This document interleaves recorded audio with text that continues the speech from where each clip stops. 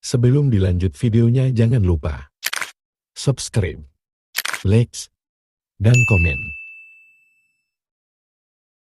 Selanjutnya, mari kita simak kajian fikih ibadah dan tazkiyatun nufus bersama Ustaz Dimyati LC dengan tema hal-hal yang menjauhkan dari kesulitan. Bismillahirrahmanirrahim. Assalamualaikum warahmatullahi wabarakatuh.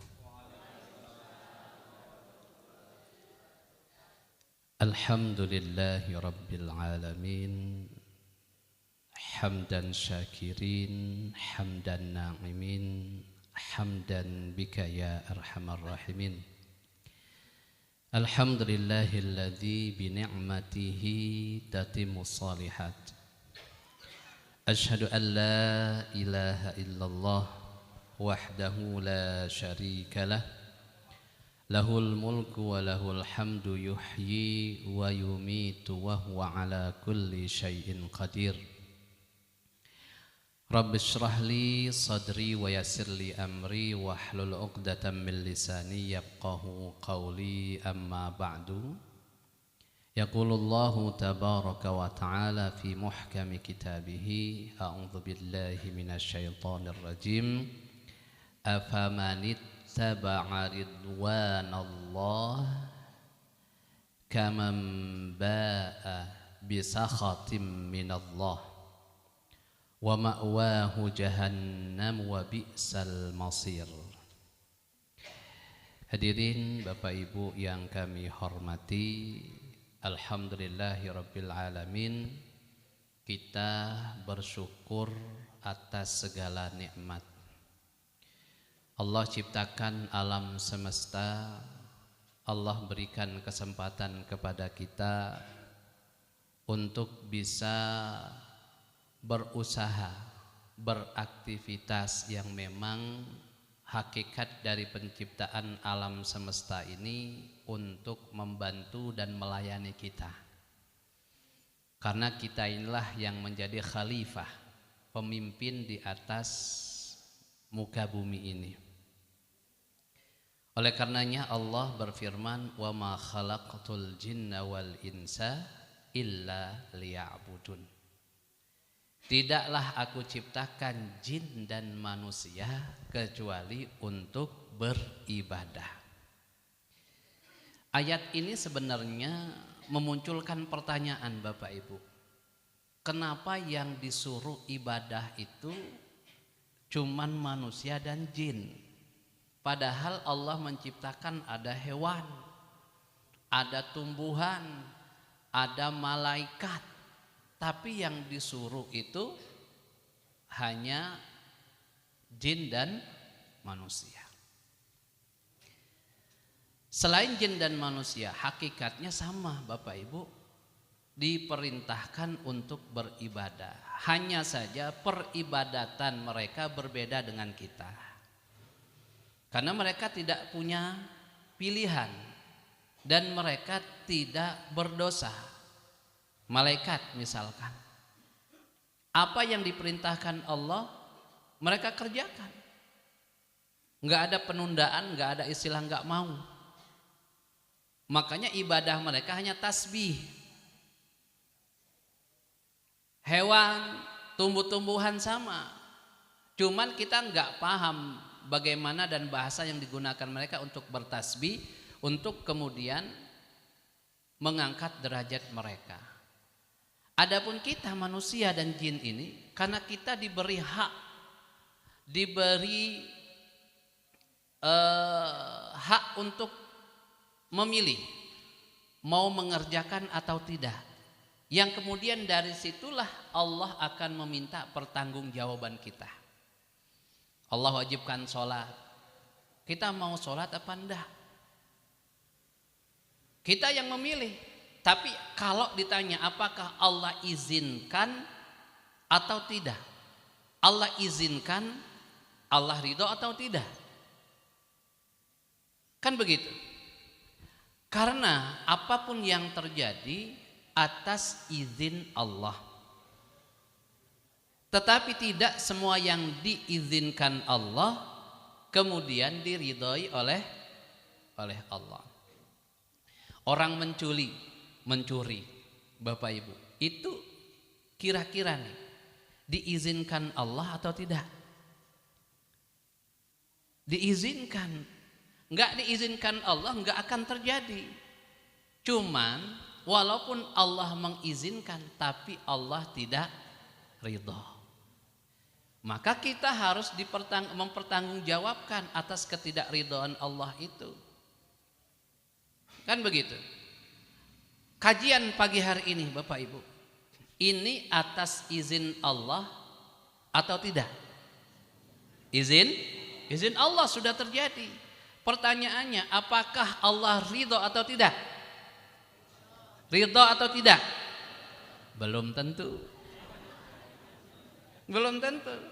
Mungkin di antara ibu-ibu niatnya beda. Daripada di rumah terus, ya kan? Bosan mending hadir di kajian. Datang ke sini milih dinding atau milih tiang, nyandar. Datang baru memulai bismillahirrahmanirrahim. Tergantung niatnya. Tergantung niatnya. Ada yang datang memang ingin memata-matai. Ada. Intel kan banyak. Kan begitu.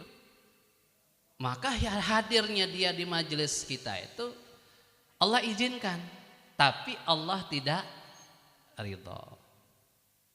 Oleh karena itulah siapapun di antara kita, kalau visi misi hidup ini bukan untuk mencari keridhaan Allah, tidak ada jalan kembali kecuali neraka jahanam.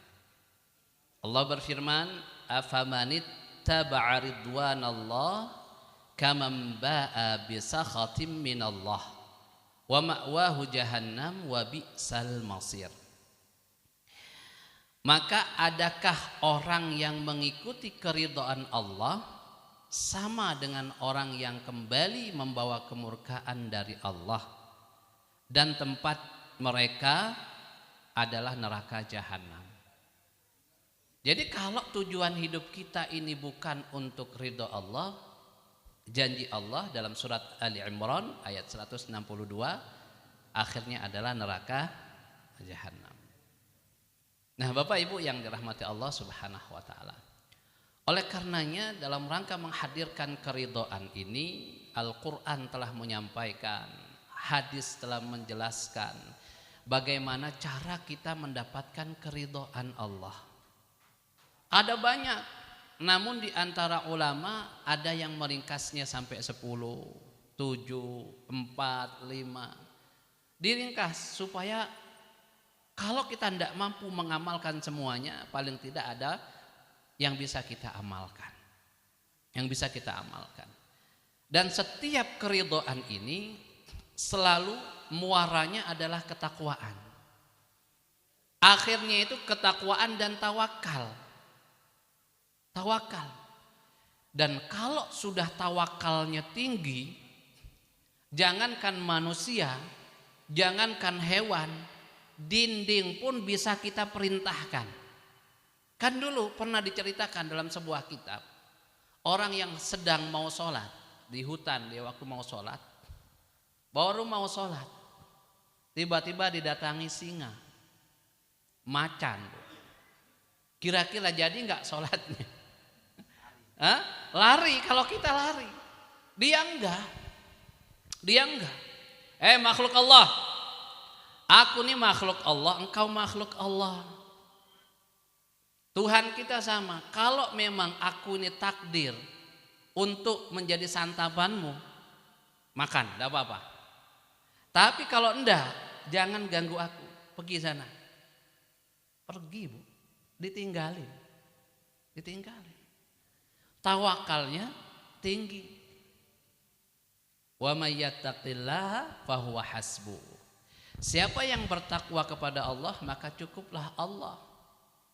Maka tak jarang kita lupa, sebenarnya hajat apapun Bapak Ibu Yang buntu sulit menemukan solusinya, sholat hajat 2 rakaat setelahnya baca hasbiyallah, hasbiyallah, ni'mal, ni'mal maula, 3 kali saja Bu. 3 kali. Setelah sholat hajat, zikir, baca ini 3 kali, ikhtiarkan dengan amal. Selesai hajat kita.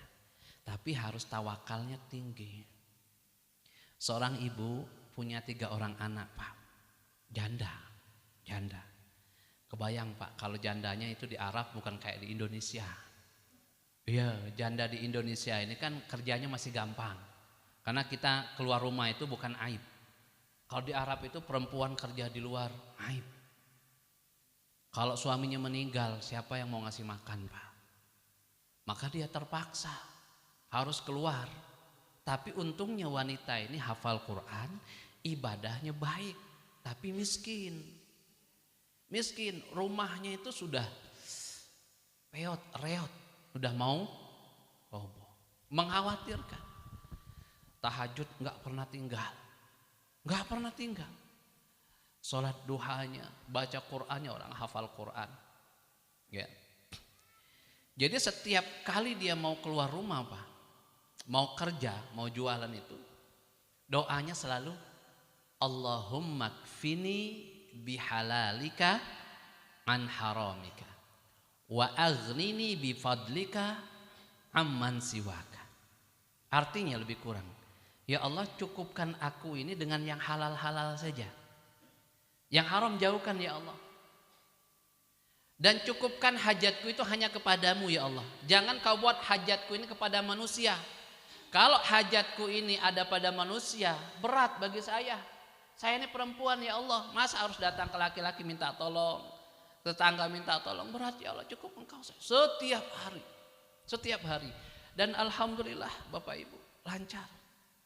Tapi sayang di antara kita ini kadang-kadang baru mau kembali kepada Al-Quran, baru mau kembali kepada sholat, baru mau kembali kepada sedekah setelah kita sudah tak punya jalan lagi.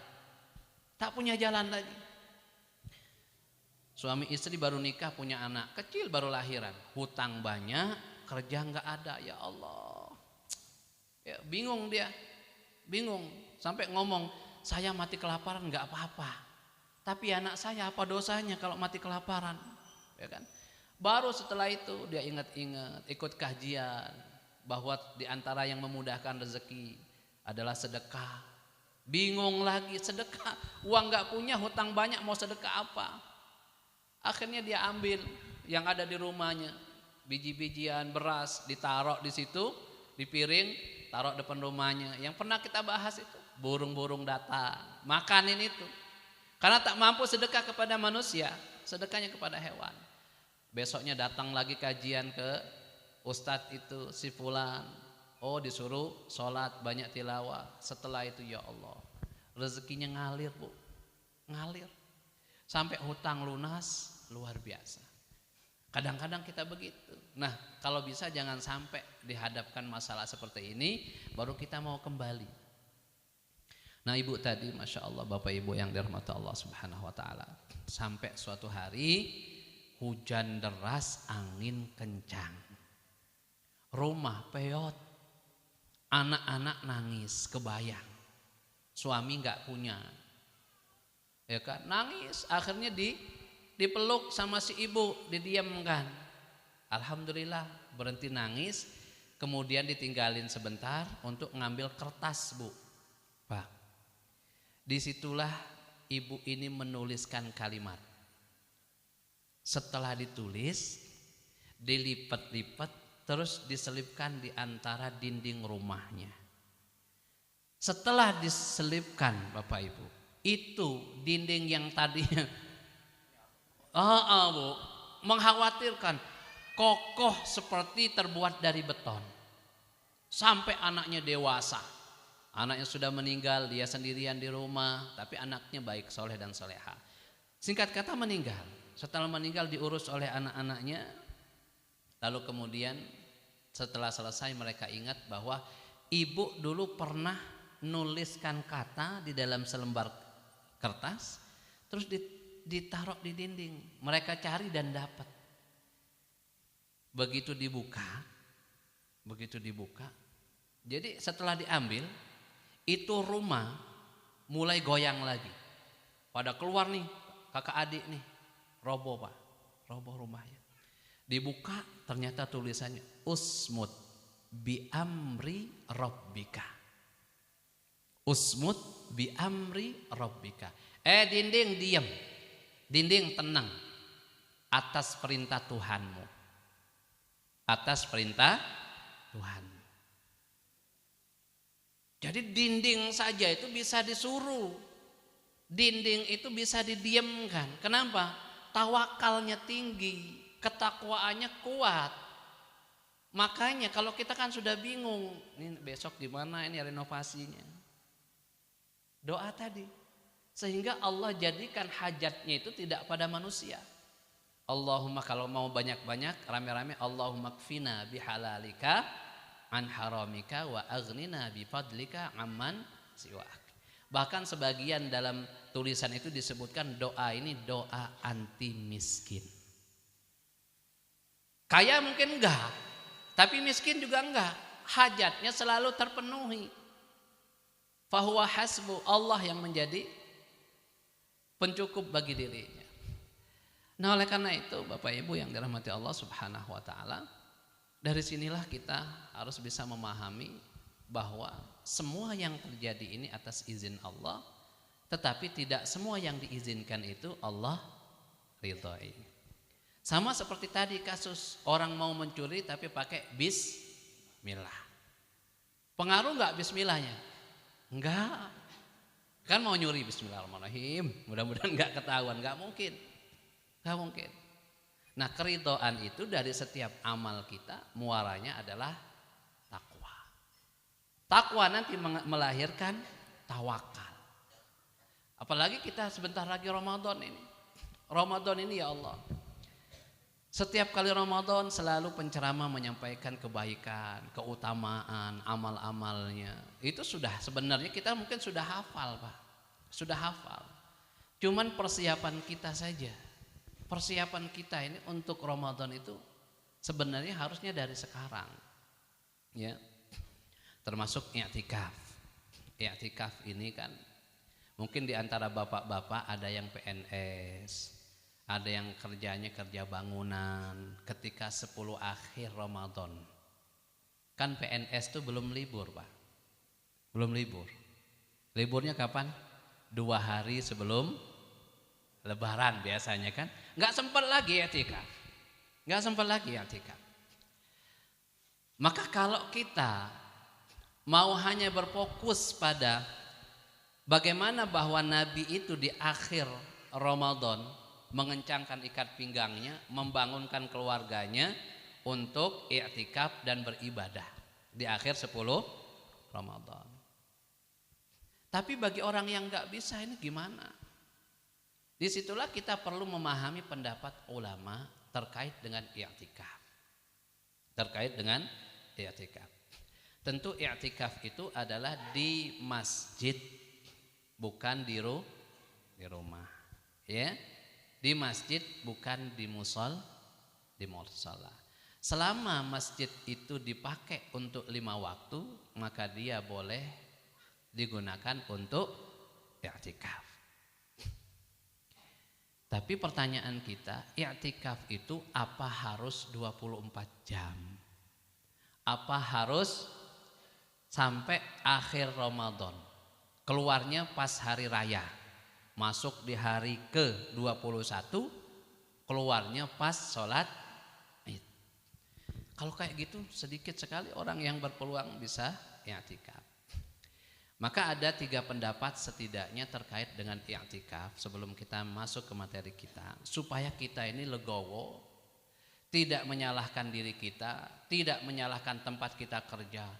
Mbok ya 10 akhir diliburkan biar kita bisa i'tikaf. Orang punya kerja, kita yang ikut kerja yang ikut. Ya kan begitu. Pertama kita pahami dulu i'tikaf itu adalah berdiam diri di salah satu tempat. Udah.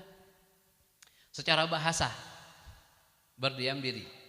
Al-muksu, berdiam diri. Maka misalkan kalau kata Ustadz Abdul Somad, suami ibu-ibu izin, mau kemana? Mau i'tikaf. Padahal dia pergi untuk main gaplek, main kartu. Secara bahasa betul, karena i'tikaf itu berdiam diri di salah satu tempat. Dia berdiam diri di tempat mainnya, judi itu, ya kan? Tapi secara syar'i tidak, berdiam diri di masjid dengan amalan-amalan yang tertentu, tidak berkata jorok dan seterusnya. Nah, yang dikategorikan i'tikaf itu pertama menurut Imam Abu Hanifah dan Imam Ahmad bin Hambali. Dikatakan orang yang sudah dianggap i'tikaf jika dia berdiam diri di masjid, paling tidak lebih lama daripada 1 jam. Dari 1 jam. Atau 1 jam, saatan. Saatan itu bisa diartikan 1 jam, bisa diartikan sebentar. Gitu, ya. Maka kalau ada orang yang enggak bisa, ya Allah, aku enggak bisa i'tikaf ini. Kenapa? Karena paginya harus kerja. Maka pendapat imam ini mengatakan boleh dia masuk sejak sore hari, paginya dia keluar. Pas mau kerja pagi dia keluar, maka itu terhitung i'tikaf. Pendapat Imam Syafi'i lebih enak lagi. Lahzotan itu sebentar, paling enggak lebih lama daripada bacaan rukuk kita. Kita rukuk itu berapa menit? 1 menit enggak sampai. Subhana rabbiyal azimi wa biham subhana 3 kali. Udah. Kalau kita duduk nih kayak jenengan nih, kita sekarang nih. Ini sudah ternilai i'tikaf menurut Imam Syafi'i. Tapi masalahnya ada pada niat. Dari awal kita duduk sampai sekarang kita enggak berniat i'tikaf, enggak dapat pahala i'tikaf. Enggak dapat. Ya, enggak dapat. Nah, pendapat Imam Malik mengatakan i'tikaf itu harus 24 jam. Kenapa? Karena Nabi begitu. 10 akhir enggak keluar-keluar sampai lebaran.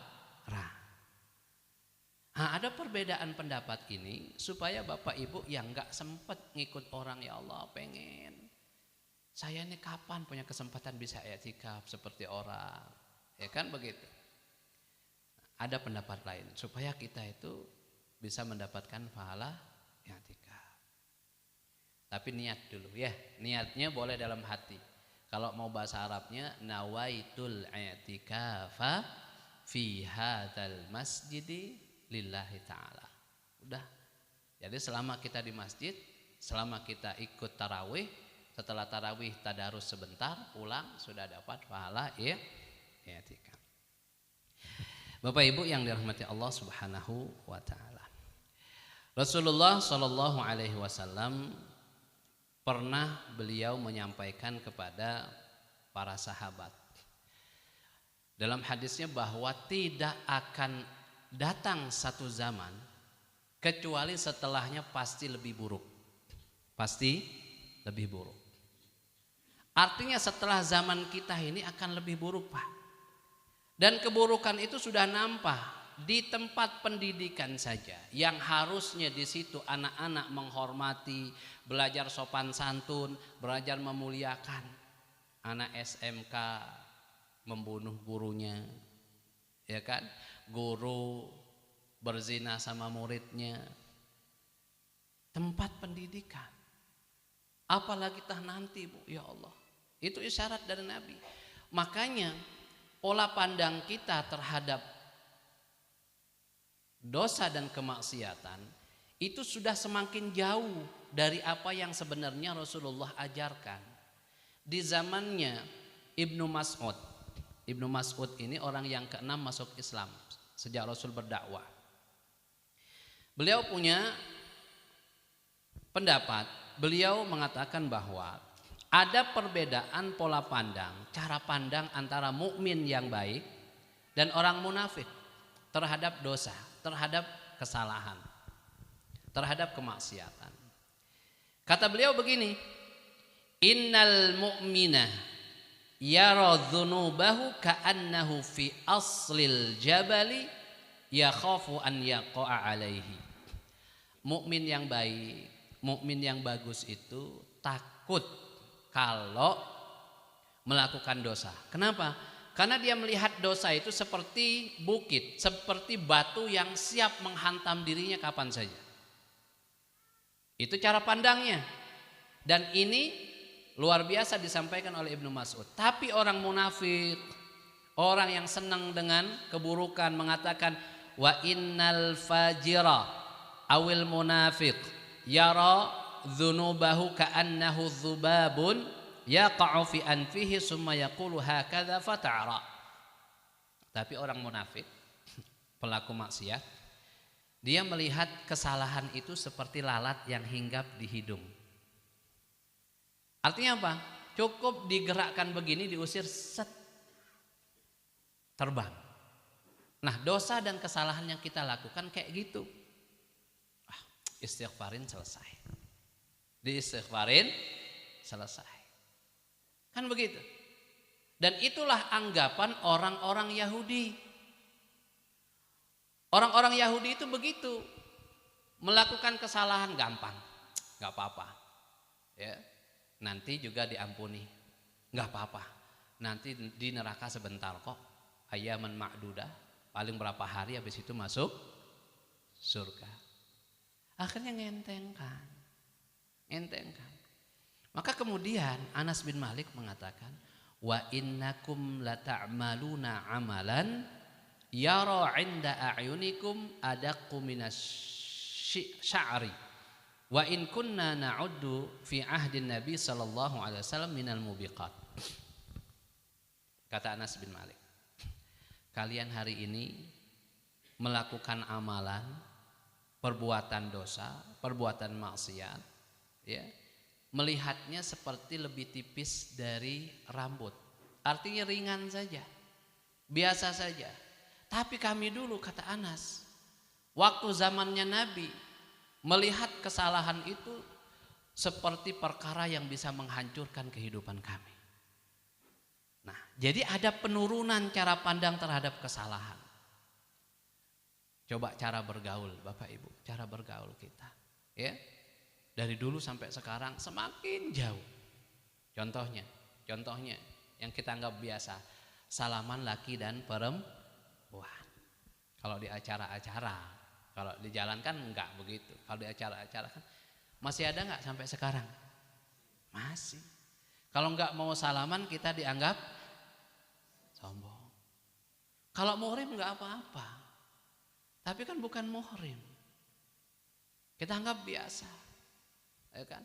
Keluar pakai celana pendek biasa, padahal dulu takut. Makanya di situ isyarat Nabi, nanti semakin kesini semakin buruk. Nah, sebelum keburukan itu datang, kita harus buat komunitas.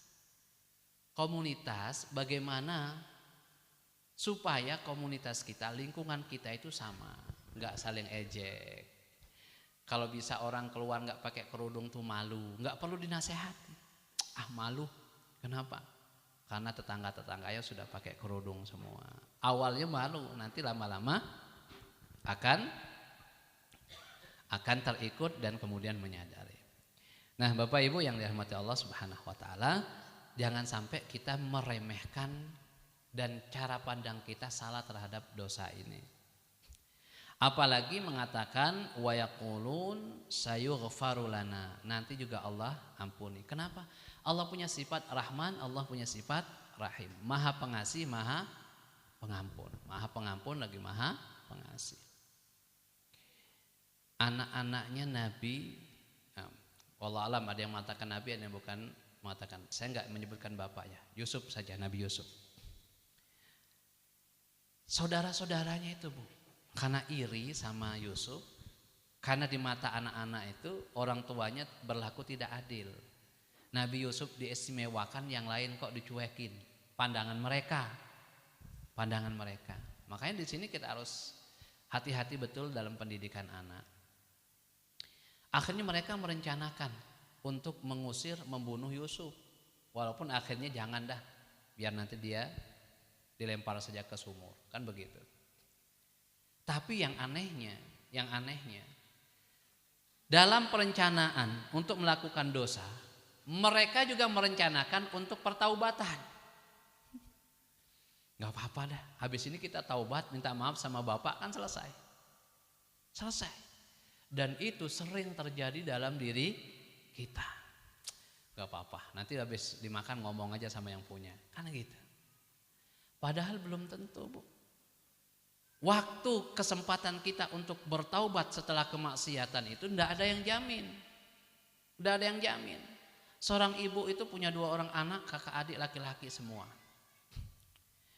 Yang satunya adiknya baik, yang kakaknya Masya Allah, ya, susahnya luar biasa.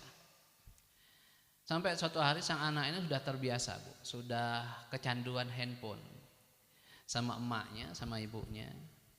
Dipanggil, susah, disuruh kerja. Entah, ya namanya orang lagi main handphone, kan gitu. Sampai akhirnya ibunya marah. Ketika ibunya marah, anaknya bilang apa? Bu, nanti ibu tak belikan handphone. Supaya ibu tahu betapa asiknya main handphone. Biar ibu gak kerja lagi dah, katanya. Begitu kata anaknya. Sedih luar biasa, sedih. Dilala suatu hari sang ibu melihat anaknya sedang main handphone dan melihat film dewasa. Histeris, marah. Ya tapi anaknya udah kecanduan, nggak digubris. Dah. Sampai suatu hari tiba-tiba di kamar anaknya itu terdengar teriakan. Kayak orang sekarat, orang kesakitan. Adiknya datang ke kamar kakaknya. Ternyata kakaknya sudah meninggal. Ibunya datang. Dan ketika dia meninggal, ternyata kondisinya dalam keadaan tidak berpakaian. Telanjang, Bu. Handphonenya masih nyala. Ternyata dia sedang nonton film dewasa. Dan meninggal tanpa busana. Ya, tanggung jawab siapa? Tanggung jawab orang tua. Oh iya, handphone itu, internet itu nggak ada batasan. Jenengan mau apa aja ada. Ya. Nangis, ya Allah. Bukan nggak boleh. Kita pernah nyampaikan, siapa di antara kita yang ngatur untuk anaknya handphone? Buat kesepakatan, ayo nak, setiap pekan kita evaluasi. Gitu. Silakan dia main handphone. Tapi setiap pekan dievaluasi. Apa yang dievaluasi? 1 pekan itu, kamu main Facebook sekian jam, buka internet YouTube sekian jam, WA sekian jam. Nanti ditanya, dari sekian jam yang habis ini, kira-kira banyak manfaat apa mudarat? Kalau banyak mudaratnya, stop dulu nak. Kamu belum dewasa menggunakannya, simpan dulu. Kalau ternyata banyak manfaatnya, alhamdulillah. Kan begitu. Tapi apa anak mau dievaluasi? Orang passwordnya aja nggak tahu. Ke kamar mandi bawa handphone, ya kan? Nah inilah menjadi hal yang menakutkan hari ini, Pak. Hal yang menakutkan hari ini. Ya, Bapak Ibu yang dirahmati Allah Subhanahu Wa Taala. Lalu dari sinilah kita ingin menyampaikan di penghujung pertemuan kita ini. Hal-hal yang kalau kita lakukan, kesulitan hidup itu tidak akan menghampiri kita. Ya. Tadi kan dari Allah izinkan atau tidak, dari ridho itu nanti muncul ketakwaan, muncul tawakal, ya. Tapi tawakal dan takwa ini tergantung pola kita memahami apakah dosa itu bisa berpengaruh dalam kehidupan kita, memberikan dampak yang negatif atau kita anggap biasa. Itu nanti akan mewariskan kesulitan hidup. Akan mewariskan kesengsaraan dan kepedihan hidup. Sebenarnya Bu, sebenarnya kita sama orang kaya itu nggak ada bedanya. Orang kaya makan 3 kali, kita makan berapa kali? Kadang lebih dari 3 kali, kadang. Ya kan? Oh iya, kita makannya bebas Bu. Pagi-pagi sudah soto, pagi-pagi sudah kari. Orang kaya milih. Susah dia makannya. Susah. Ya kan? Dia ke kamar mandi, kita ke kamar mandi. Dia tidur, kita juga tidur. Kan sama. Sama. Maka disinilah kalau kita memandang kemaksiatan dan dosa itu dengan cara pandang yang diajarkan Rasul, maka kita tidak akan sulit. Kita tidak akan sulit. Karena dampaknya setidaknya ada 9 dampak dari dosa itu. Ya. Di antaranya yang paling nyata adalah 1, pas pulang ke rumah mesti ribut sama suami, kalau enggak sama anak. Kalau ada tiba-tiba begini, ibu-ibu, bapak-bapak pulang dari kajian ke rumah, ribut. Biasanya ada dosa yang belum selesai. Oh, kalau saya mah biasa, mau ngaji mau enggak, mau dosa mau enggak, istri saya ngomel terus. Iya, di Palembang itu ada ustadz cerita, katanya suaminya nggak tahan, diomelin sama istrinya, digendong, dimasukin ke sumur. Oh iya Bu, beneran. Kalau di sini enggak, orang Jawain, masya Allah, kalem-kalem. Ya Bu, sama juga. Sama kata ibunya, sama ya. Makanya bapak-bapaknya banyak yang cepat duluan karena sering dimarahin itu ya. Iya, dimasukin ke dalam sumur, ya kan. Ternyata walaupun sudah dimasukin ke dalam sumur, namanya suami kan tetap sayang ke istri. Didengerin, masih teriak-teriakan, ngomel, dalam sumur aja masih ngomel. Karena sumurnya nggak ada airnya, ya kan? Iya. Sampai nggak dengar lagi, waduh, kok nggak ada suaranya lagi? Kata suami, jangan-jangan mati. Nah, aku bisa dipenjara. Balik ke sumur, diulurkan tali yang besar itu kan. Nggak ada. Aduh, jangan-jangan udah. Pas itu berat. Nah, alhamdulillah masih ada. Diangkat, Pak. Diangkat, yang keluar bukan istrinya. Gemuk, pulen ya kan. Loh, kok yang keluar kamu bukan istriku? Istriku mana? Aku memang bukan istrimu. Aku ini jin penunggu sumur. Udah bertahun-tahun aku nunggu sumur, aku anteng saja, nyaman, damai. Sejak istrimu masuk sumur aku nggak betah. Jin aja nggak kuat Bu. Apalagi suami. Ya kan? Ya kata usannya begitu, ya Allah. Sejak istrimu masuk sumur aku nggak kuat katanya. Nggak kuat, ngomel terus. Ngomel terus. Nah mungkin begitu mungkin. Nah, biasanya ada kesalahan yang belum kita istighfari. Maka Bapak Ibu yang dirahmati Allah Subhanahu Wa Taala, setidaknya ada 6 amalan diambil dari Al-Quran sebagai kaidah yang kalau kita amalkan insya Allah kesulitan kita akan dijauhkan oleh Allah. Yang pertama, la yajtami'u syaqa ma'a birril walidati. Kesulitan hidup, kesusahan hidup, kesengsaraan hidup tidak akan menghampiri orang yang berbakti kepada orang tua. Jadi usaha kita, ikhtiar kita, kalau kita belajar, sulit belajar, mungkin kesalahan kita ada pada orang tua. Maka qala Isa alaihi salam, wa barram biwalidati walam yaj'alni jabbaran syaqiyya.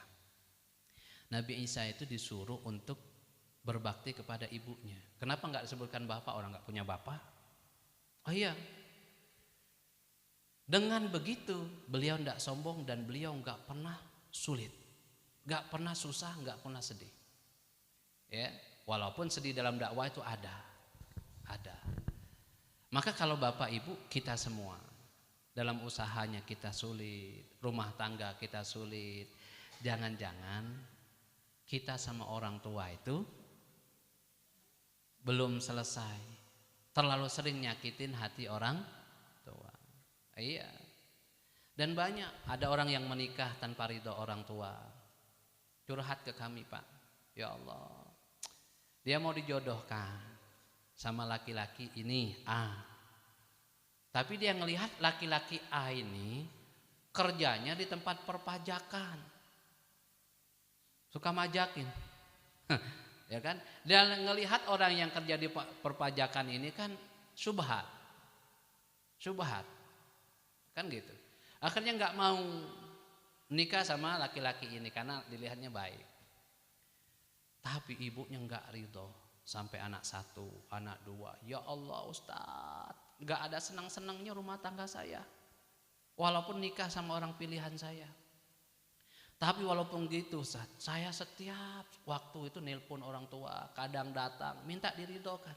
Tapi orang tua saya nggak ridho, diem aja kadang-kadang. Kecewa karena pilihannya ditolak. Ya kan gitu. Makanya ibu-ibu sama bapak-bapak hati-hati kalau milikan jodoh. Hati-hati kalau tidak meridhoi anak ketika menikah. Itu resikonya besar. Sampai suatu hari sang ibu akhirnya luluh juga. Minta keridhoan, ya udahlah aku ridho, aku ikhlas. Masya Allah. Tuh kehidupannya berubah 180 derajat. Rezekinya ngalir. Punya rumah, punya usaha, ya Allah, mengumrohkan, ya Allah. Itu kalau kita berbakti kepada orang tua. Makanya sekarang ya Allah, anak menggugat ibu ya, ibu apa bapak yang digugat? 1, sekian M dari 20 juta. Orang tuanya minjam duit 20 juta. Setelah sekian tahun ternyata sama anak kandungnya itu ada bunganya. Iya. Dan itu sudah masuk ke pengadilan. Sampai pengacara itu geram sama dia. Iya. Kan dituntut berapa? 1, sekian M. Ya Allah. Anak kandung. Anak kandung. Maka kehidupan yang begitu enggak berkah. Ada lagi yang kita tahu sama usaha, tapi dia selalu ribut sama ibunya, nggak jadi. Nah makanya salah satu pintu rezeki dalam hadis Rasulullah SAW adalah selain menyambung tali silaturahim, berbakti kepada orang tua. Dan kalau kita durhaka, maka sholat kita nggak diterima. Sholat kita sulit diterima. Kenapa? Ridallah fi ridal walidaini wa sakhtullah fi sakhtil walidain. Ridhonya Allah pada kedua orang tua, murkanya Allah pada kedua orang tua. Kan gitu. Tapi Bapak Ibu, anak sampai terkategori anak yang berbakti itu sulit.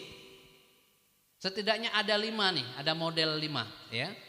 1, anak yang durhaka. Anak yang durhaka itu kalau dia nggak manut sama orang tua, disuruh nggak mau, bukan cuma nggak mau, marah juga, itu anak durhaka. Kalau durhaka jelas, dunianya sulit, akhiratnya apalagi. Yang kedua bukan durhaka, dia nggak terkategori anak durhaka, ya, tapi juga dia tidak berpahala. Yang kedua ini, maksudnya gimana? Anak disuruh, dia ngerjakan, tapi hatinya nggak nerima, dongkol, tapi nggak diucapkan.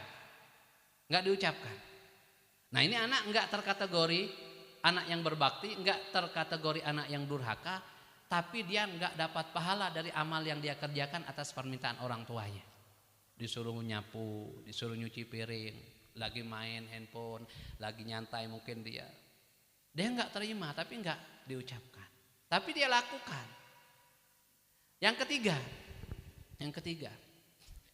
nggak durhaka, nggak dapat pahala, tapi berdosa, yaitu anak yang mengerjakan apa yang dipinta oleh orang tuanya, apa yang dipinta oleh orang tuanya, tapi dia ngungkit-ngungkit, tapi dia teriak-teriak. Ketidaksukaan dia disuruh sama bapak ibunya itu dia apa? Dia ungkapkan. Kalau yang tadi enggak diungkapkan. Ini anak walaupun dia ngerjakan berpahala enggak? Enggak, malah berdosa. Kenapa? Karena ngangkat suaranya, ngomelin orang tua balas ngomelnya. Ya. Nah, yang keempat, sudah hampir sampai pada tahapan anak yang berbakti. Yang disiapkan rezekinya, yang disiapkan kehidupan yang sejahtera baginya, ya. Tapi belum pada puncak anak yang berbakti. Yaitu anak yang diperintah oleh bapak ibunya, dia mau. Hatinya nerima, ya kan? Hatinya nerima. Ini baru di pintu gerbang anak yang bertakwa. Pahala dia dapat, anak yang berbakti. Pahala dia dapat, ibunya senang, temannya banyak. Ya. Nah, yang kelima inilah yang puncak yang disebut anak yang berbakti. Yaitu mengerjakan sebelum disuruh. Itu baru anak yang berbakti. Wa barrom biwalidati. Jadi enggak gampang. Ya, untuk mencapai keberkahan hidup, kesuksesan hidup, untuk menjadi anak yang berbakti, yaitu melakukan tanpa harus disuruh. Nyuci piring, nyapu, ada rezeki diumrohkan, ada rezeki dibelikan baju ini, dimuliakan orang tua. Jangan sampai datang pinjam duit, minta duit, ya kan begitu. Ada yang begitu kan, Bu? Datang ke anaknya minjem, apalagi minta beras, naudzubillah. Ya, naudzubillah. Baik, jam 7 lewat 1 menit, berarti ya 2 saja ya, ada 6. Yang kedua, wala yajtami'u syaqa ma'ad du'a qala Zakaria. Yang kedua, orang yang rajin berdoa. Orang yang rajin berdoa. Ini tidak akan susah hidupnya. Tidak akan sengsara.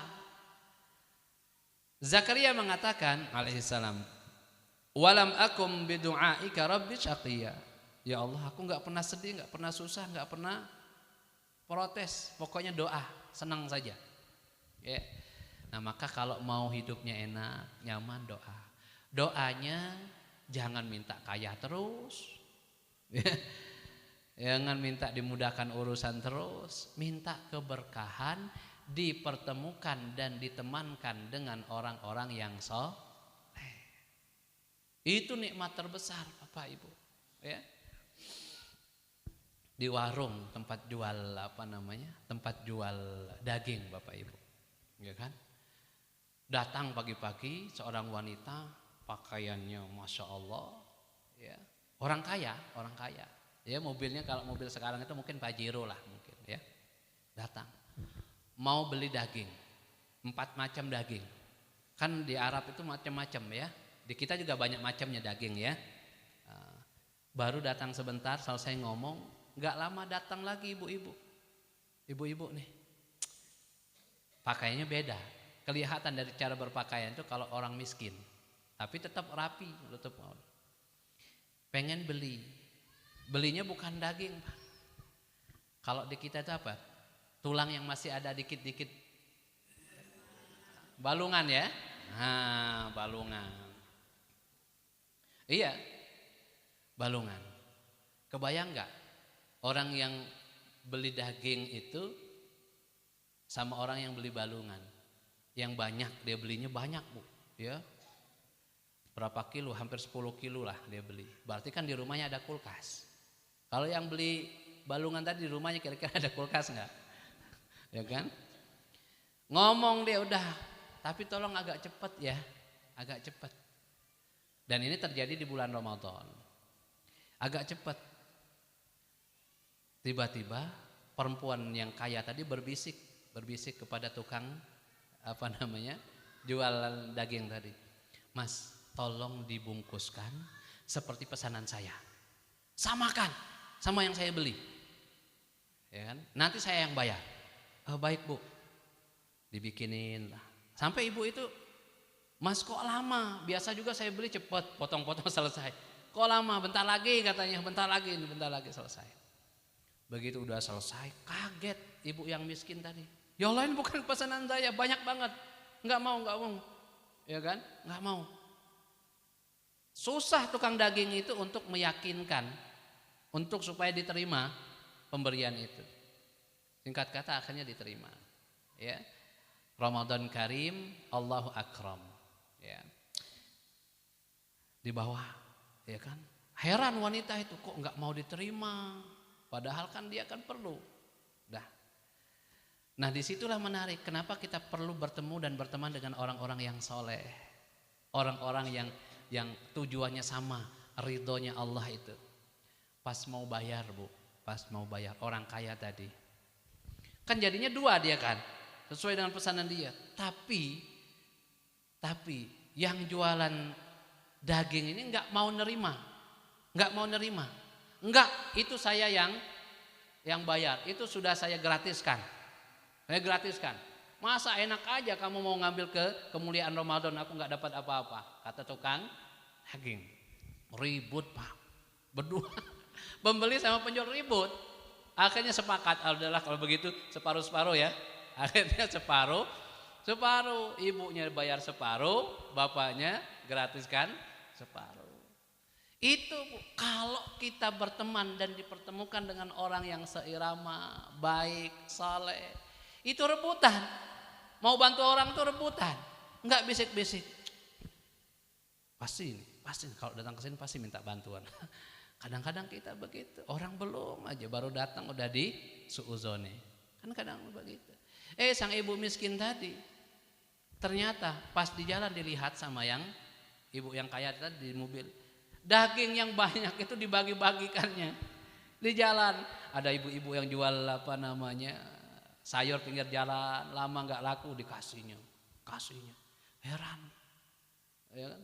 Akhirnya turun dari mobil ya. Bu, kenapa kok dibagi-bagiin? Kamu kan perlu. Gak apa-apa, udah banyak. Lagian saya nggak punya kulkas di rumah katanya. Kalau sebanyak itu mau taruh di mana katanya kan? Oh ya Allah, saya udah cukup 1 kilo udah cukup. Itu yang ngasih orang soleh, penjual orang soleh, yang beli juga orang. Hidup itu nyaman, saling lihat itu selalu memberikan pahala, gitu ya. Nah jadi doa, ya. Doa yang terbaik adalah doa sebelum salam. Innaka hamidum majid. Doa dulu, doa sunnahnya. Allahumma inni a'udzubika min adzabi. Nah, udah ya. Allahumma inni ala dzikrika. Nah, setelah itu doa terserah. Tapi kalau bahasa Indonesia jangan dilafazkan. Ya. Jadi ada 2 tempat, waktu sujud sama sebelum salam. Ya. Nah, tentu ada hal-hal yang membuat doa kita terhalang. Kapan-kapan insyaallah kita sampaikan kembali karena sudah jam 7 lewat. Mudah-mudahan Allah Subhanahu wa taala meridhai pertemuan kita ya, dan memberikan kesempatan untuk kita semakin baik lagi di bulan Ramadan. Jadikan bulan ini bulan yang terbaik, Bu, ya. Jangan sampai sama. Kita sudah enak nih, masjid di sini nambah, di sana ada masjid, mana yang jenengan nyaman datangin. Ya, jangan pilih dekatnya, jangan pilih bagusnya. Kalau ada bagus tapi enggak nyaman, jangan di situ, pindah cari masjid yang nyaman. Ya, dulu sudah kita sampaikan pertemuan pertama dulu tentang sholat bawa anak-anak. Ya, jangan sampai anak-anak kita bawa ke masjid tapi ganggu orang sholat, nggak boleh, berdosa. Kalau mau bawa pastikan di samping jenengan. Kalau mau lari pegang, ya, jangan sampai teriak-teriak, dosa. Makanya kaidah fikihnya ya, darul mafsadah muqaddamun ala jalbil masalih. Jadi menolak kerusakan itu lebih diutamakan daripada mengambil manfaat atau maslahat. Jenengan Bapak Ibu ngajak anak ke masjid untuk supaya anak belajar sholat, ngerti masjid, itu kan maslahat, kebaikan. Tapi sisi lain anak jenengan ribut, teriak-teriak, kejar-kejaran, itu ganggu orang sholat. Ganggu orang sholat. Dan itu keburukan. Maka kaidah fikihnya menolak keburukan lebih diutamakan daripada menghadirkan niatnya baik tapi itu ada keburukan. Tahan dulu. Kalau mau persiapkan anak. Diwudukkan dengan cara yang baik, dijaga, taruh di samping kiri atau kanan, jangan sampai nanti mengganggu kekhusyuan sholat. Ya. Demikian Bapak Ibu yang dirahmati Allah Subhanahu wa taala, kami mohon Oh, monggo. Nun pangapunten Ustadz ugi jamaah terkait materi ingkang dipun aturaken Ustadz Dimyati kaitanipun kali bektos dhateng tiyang sepuh menika wonten pitangketan jamaah lan betahaken jawaban sakmenika. Menika nuwun izin 1-2 menit nggih kagem menuntaskan pertanyaan ugi mengke saged dipun jawab dening Ustadz langsung. Bismillah, izin bertanya Ustadz, apa yang harus dilakukan anak ketika melihat orang tua melakukan kezoliman kepada keluarga atau orang lain, sedangkan kalau diingatkan akan marah dan terjadi pertengkaran dan saling diam, kadang lebih dari 3 hari. Tapi kalau tidak diingatkan, kita kasihan kepada orang tua kita akan hisabnya nanti.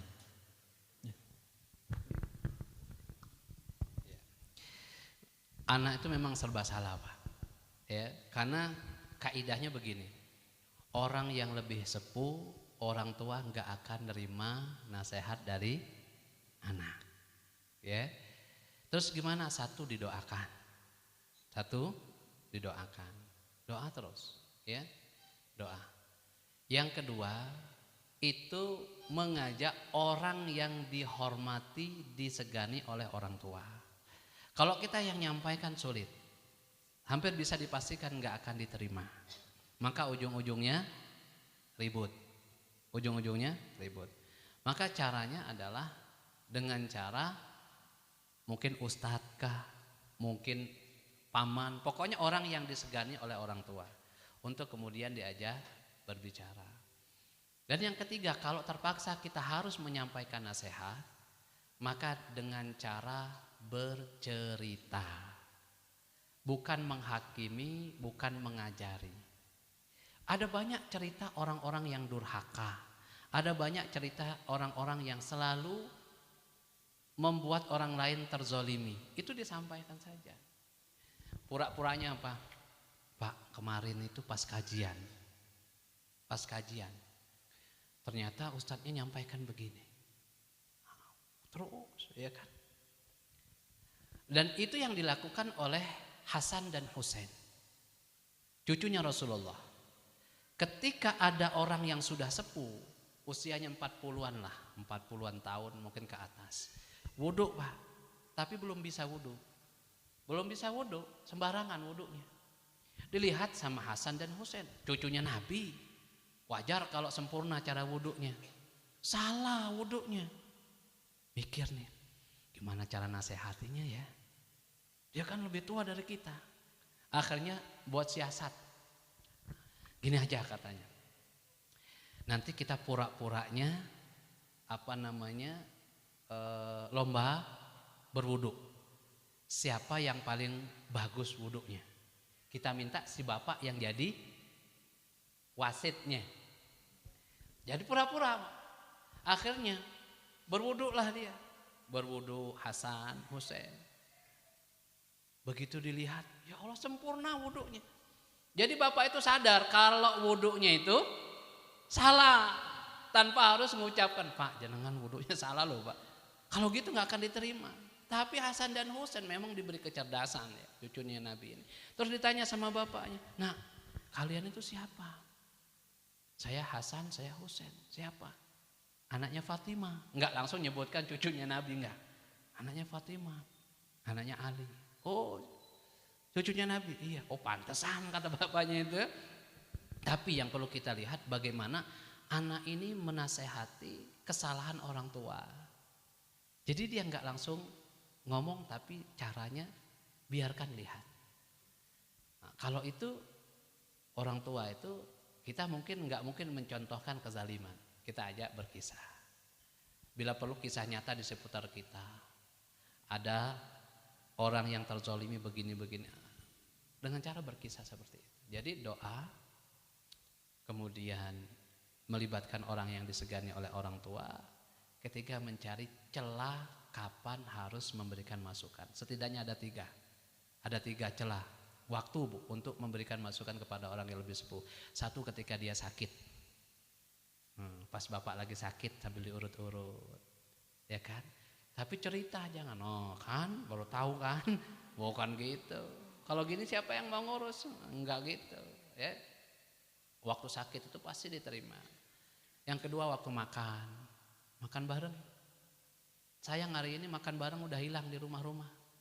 Betul Bu? Iya, padahal itu ya Allah sunnah Nabi. Sunnah Nabi, bahkan Nabi itu ya kan, kalau ada sisa makanan di jarinya, istrinya jilatin. Oh iya, kita hilang itu. Padahal itu momen terbaik untuk memberikan nasihat dari orang tua ke anak, anak ke orang tua. Ya, yang ketiga, waktu perjalanan. Ini juga hilang. Orang tua nggak ngantarkan anaknya ke sekolah. Coba Pak, kalau orang tua ngantarkan anak ke sekolah sambil diantar ngobrol, gimana anak tadi? Itu. Nah, tiga waktu ini, tiga waktu ini. Ya, mohon maaf Bapak Ibu ya, waktunya jadi lebih panjang. Ya, kami kembalikan dan jazakumullah khairan. Assalamualaikum warahmatullahi wabarakatuh.